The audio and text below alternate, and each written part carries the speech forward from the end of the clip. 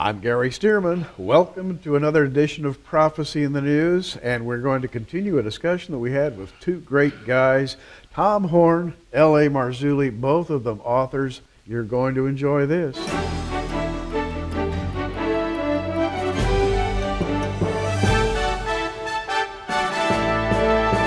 Well, we're going to continue a discussion we've been having that started in the Old Testament as the sons of God coming into the daughters of men and creating a race that God had to curse because it was a genetic hybrid which God could not receive. It was not part of his plan. And from that time until this, there has been a battle, and that battle comes to us in Genesis 3:15, in which there is a contest to see which seed dominates. Will it be the seed of the serpent or the seed of the woman? It's a genetic process, right? Mm-hmm. L.A. Marzulli, you've written about Nephilim. The Nephilim in the Old Testament, the fallen ones, they were a mixture. They were something God didn't approve of, and they started I guess you could say they started a ball rolling that's still rolling today. Yeah, what we're looking at is this cosmic struggle, this cosmic chess match between the Most High God and the fallen angel. And of course it's a mismatch. The fallen angel, Lucifer, Satan, is no match for the Most High God. But he's so demented and so depraved that he actually thinks he can win. And then of course when you fast forward to the book of Revelation, when he gathers the kings of the earth and assembles them, they're looking up. They're ready to do battle. They really think they can win this war. And so what we see is a series of moves, counter moves, counter moves, all through the Old and the New Testament, where the fallen one is always trying to somehow get the upper hand and become the victor. Had he contaminated the entire human race, let's say Noah that would have been it. He would have won the chess match, and humans, if you could call them humans, because they would have all been demonic hybrids at that point, there would be no human race and there would be no Messiah. He would have won the chess match, be nothing to redeem. But thank God he didn't. And of course we had the flood, which wiped out the Nephilim and all the other chimeras that were there, and the bloodline continued to the Messiah. Last time in our discussion we had reached the point that we were talking seriously about genetic hybrids in the period of Abraham, Isaac, and Jacob. We talked about the giants. We also began to speak of the latter-day phenomenon, Tom, in which this whole business of genetic manipulation would begin again in earnest, and our Lord prophesied that this would happen. He said it was just going to be like it was in the days of Noah. Mm-hmm.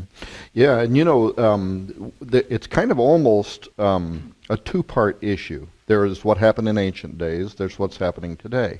In a very general sense, you had a power that came down to the earth, and it seemed to immediately set about trying to build an empire.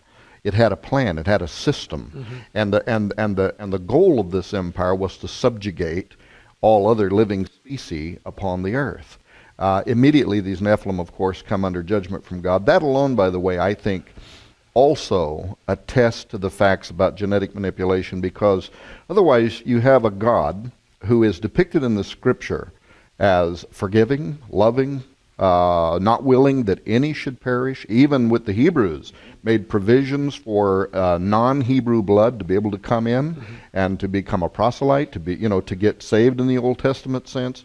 Always made provision, but when it came to the Nephilim, no grace whatsoever. If they were found, they were to be destroyed. They were to be wiped out. They were an aberration upon the earth. And so to me, even that fact says something about this unusual form of life. Now, will the same thing return? In that last show, we were talking about alien abduction. There seems to continue to be some very mysterious process that is at work, and it is harvesting DNA for some purpose. Well, and the interesting thing today is that the same group of offenders from on high, if you will, they're back, but this time they're wearing a new disguise. They are disguised as sci-fi types.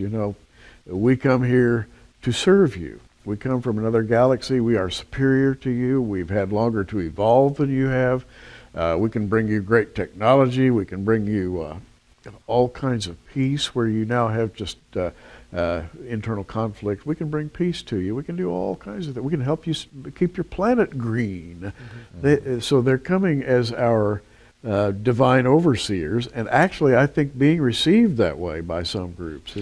Being received that way now in ways that are frankly surprising. For instance, how the Vatican has weighed in on this issue in recent years. And we in the last show we just mentioned this official disclosure series, which you're now making available through Prophecy in the News, 20 hours of audio recording.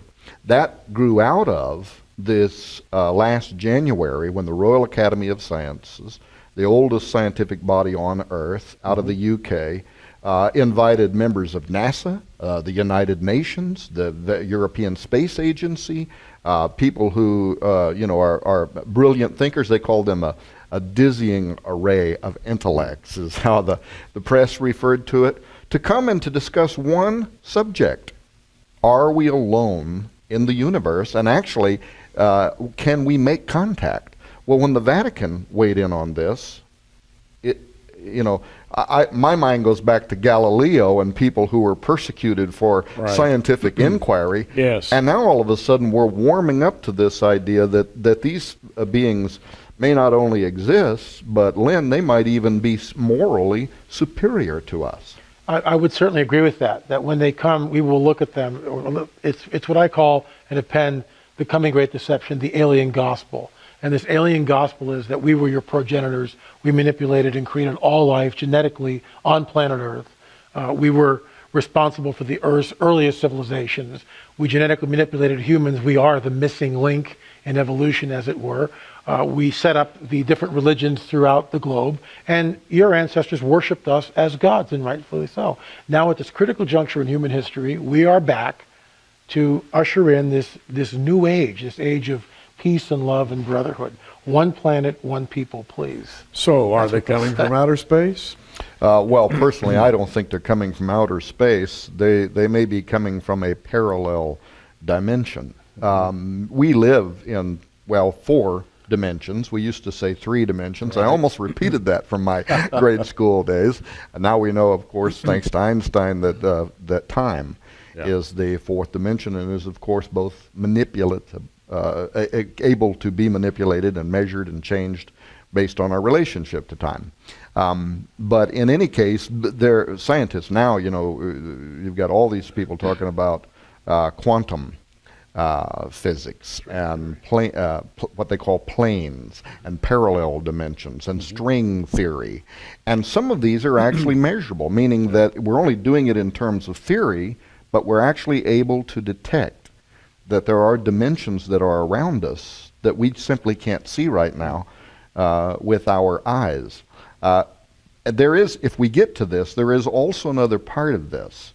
In what we're doing in biotechnology today, part of the transhumanist movement aspires to alter what we are by blending us with animals, which is what the Watchers did. But they also view that as possibly opening new modes of perception. Maybe then we'll be able to see in to these other realms. Like we know even from the Bible, the story of Balaam's donkey. The donkey can see this angel standing in the middle of the road. Balaam can't see this donkey. Nick Bostrom, who is one of the world's leading transhumanists, he's a professor, a bioethicist at Oxford University, has written extensively on this in his Transhumanist Values theses, which he earned his PhD on. How that by blending ourselves with animals, we're going to open new modes of perception because they can see into areas of the light spectrum that are closed to us. Research has begun in this area. University of Utah is doing the farming of sheep in particular that have been altered slightly to produce human organs, say a human liver, a human heart, for transplantation. All sounds very good until you look at the implications of it. Now, back to the Vatican for a moment. They have their own astronomer. They have their own observatory.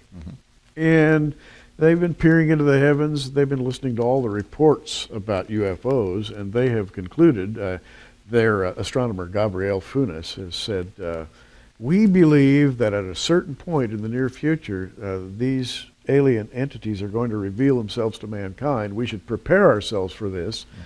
because they will come as saviors, if you will, and he specifically said they may be vastly superior to us even morally because they may not have ever experienced original sin such as we did. Therefore, we should look to them as much above human potential. Other priests among the Vatican, Geraldo Balducci, some years ago, remember, Lynn, how much he was in the news because he said, and he was not repudiated by the Vatican when he said that aliens are already in contact with the earth. They're already communicating with us, and the Vatican, the highest levels of the Vatican, are aware of it. When Father Malachi Martin, remember, was asked by Art Bell, why, Gary, is the Vatican so heavily invested in the study of deep space, talking about that VAT observatory? Yes. And he answered, because they know what is approaching us, and that it could be of the utmost importance within the next 10 years. Well, that 10-year time frame elapsed about 24 months ago, and ironically, not just Geraldo Balducci, but Guy Cosmonalgo comes out with his Intelligent Life in the Universe, published by a Vatican publishing house, talking about that very soon we may be in contact with our space brothers. They may be outside the sin question, and therefore... And what's interesting is last week it was several UFOs over the Vatican that were filmed and recorded and posted. Is that just coincidence? I think what's happening, from my perspective, is that we're being set up for the coming great deception. I mean, when we read in the book of Revelation, when it talks about in 2 Thessalonians this great one world religious system, it begs the question: how does one get 1.8 billion Muslims, 2.3 billion Christians to somehow change their paradigm, somehow change their worldview? We're looking, in my opinion, of some sort of an incident, something just so off the charts, unprecedented in all of history is about to happen. And what are we seeing? What are the signs all around us? The burgeoning UFO phenomena. They will come and they will say that we were, I'll reiterate it quickly, but it's basically the alien gospel. I can't say it enough. There are progenitors that created all life on the planet, genetically manipulated human DNA to our present form, were worshipped as gods. Now they're back at this critical juncture in human history. The Vatican, I believe, is setting the stage for the coming great deception. And it's not that it's almost here. I think it's here, which ties into what you were saying. They know, and they're trying to prepare the masses in some way. Well, let's broaden this discussion just a little bit and just mention one word, and I'm sure that when I do, all of our viewers are going to just jump up and understand exactly what we're talking about. Roswell. Yeah.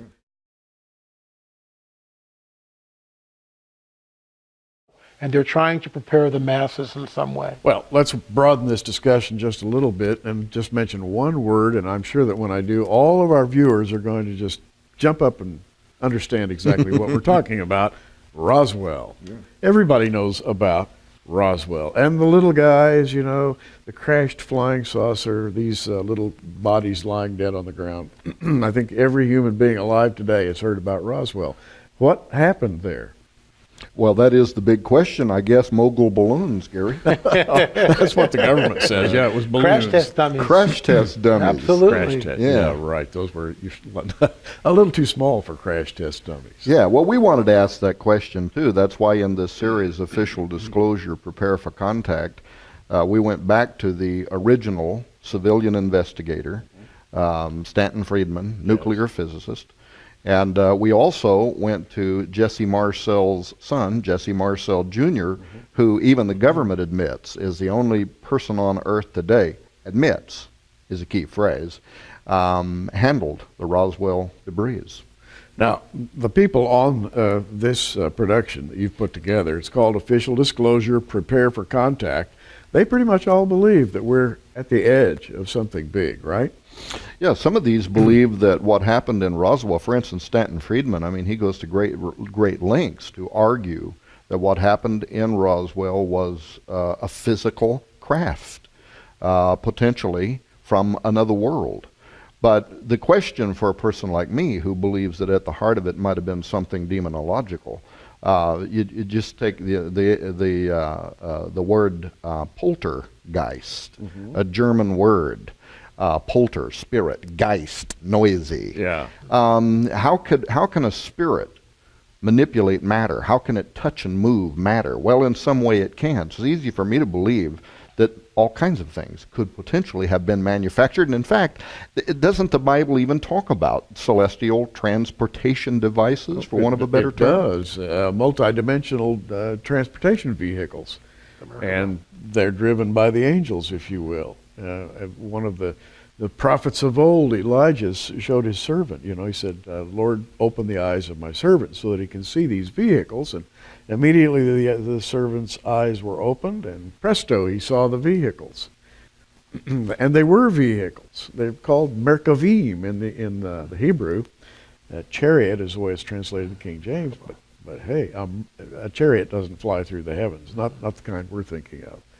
Now, gentlemen, back to the discussion. We've talked about Roswell. Let me ask the question I always ask about Roswell. These little creatures out here on the ground, assuming this is all true, they're dead.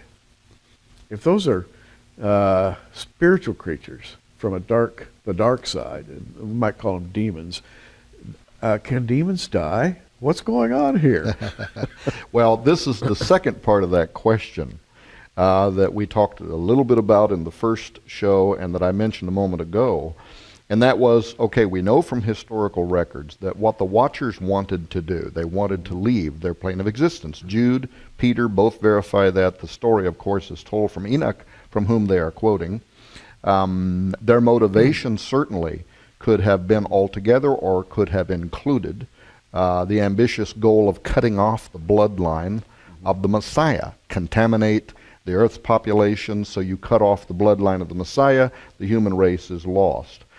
When I first looked at this story, this ancient story, I could understand their motivation in that sense. But what I couldn't at first understand is why did they need to blend animals with humans? How would blending the DNA of various creatures facilitate their goal of wanting to leave their plane of existence and enter into this reality? Mm-hmm. And one of the ancient texts, it's not a biblical, it's not in the Bible, it's not part of the canon, but it is quoted in two different places of the Old Testament, referred to, is an ancient text called the Book of Jasher. Mm-hmm.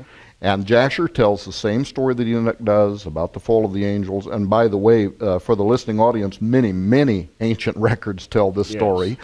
But Jasher 4:18 says something unique, in that it says that after the angels had revealed the secrets of heaven to mankind, that then, this is Jasher 4:18, then men began to teach the blending of animals of one species with another, therewith to provoke the Lord. One species with another. This is literally an ancient record of advanced biotechnology.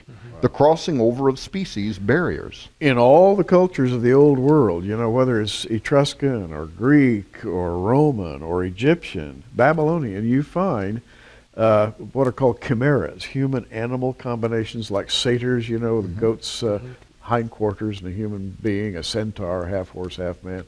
And virtually all the gods of the Egyptians are human bodies with the heads of animals, like Thoth, the god of intelligence and writing, for example, has a man's body and the head of an ibis. So the artist was trying to express there some idea about what they considered to be gods. We would call these gods what the Old Testament refers to as Nephilim, giants. There were giants in the earth in those days. I think that's what we would call these creatures that the Egyptians were trying to portray, right? And also afterwards. And also afterwards. Yeah. So this idea of mingling the species, which of course is forbidden, and we know that there's that the dividing line between the species. Each two is, the Bible tells us, each in order of its own kind, reproducing. But what we see is the enemy, the fallen one, continues to try to advance this all through history. And now it really makes me wonder. I interviewed for the first book of Nephilim. This goes back 15 years ago, basically. I interviewed a guy at Amgen, American Genetics, and I asked him specifically, what kind of stuff are you doing? Now, this is a tech who doesn't have any security clearance. He can tell me what he's doing. He was taking the DNA of a firefly and putting the DNA of a firefly into a frog. Now, this is, again, 12, 15 years ago. And what would happen is the frog would eventually be born and the frog would glow, light up like a firefly. That is off the charts. Now that's back then with not an underground lab. Who knows what they're doing? And occasionally we get reports from underground bases, and these are colorful reports, apocryphal certainly. There's no way to vet them, but we get these stories of superhumans or bizarre-looking creatures. I mean, who knows what they're doing? Well, in the old days, the fallen angels helped man, gave him little clues as to how to do this. Are they still giving man clues? Yeah, I see, and I think that's what we're seeing paralleled in certain parts of biotechnology today as a repeat of an ancient forbidden science, crossing over species barriers. Even if you did not believe that the creation of human-animal chimeras, which we're doing in thousands of laboratories and we're funding by every major government in the world right now that's advanced enough to do it, even if you did not believe that that was a repeat of what the Watchers did, you would have to see it as an assault on God's creative genius. Absolutely. Why did God put boundaries around the species in order that each one can only reproduce after? What does he know that we don't know? He could be protecting us from literally a biological nightmare, a Pandora's box, a black death. You said a minute ago the Levitical laws are replete with commands by God not to create species or species other than those he created. Even to simulate it. If a man shall lie down with the beast, he shall be put to death. Right. They couldn't, in that sense, just have sex and give offspring, but it was even simulating. Even the idea was such a spirit of Antichrist, such a Luciferian concept, that it was forbidden in the law. It couldn't even be simulated. Now, I asked the question a moment ago, though, how would that facilitate? And the short answer is that because God had created everything, only God, one thing the Watchers could not do, they could not speak, bara, and call forth out of nothingness raw atomic nuclear matter and command it to take a specific molecular form that then becomes a tree or a cow or a dog or a fish or a human or whatever.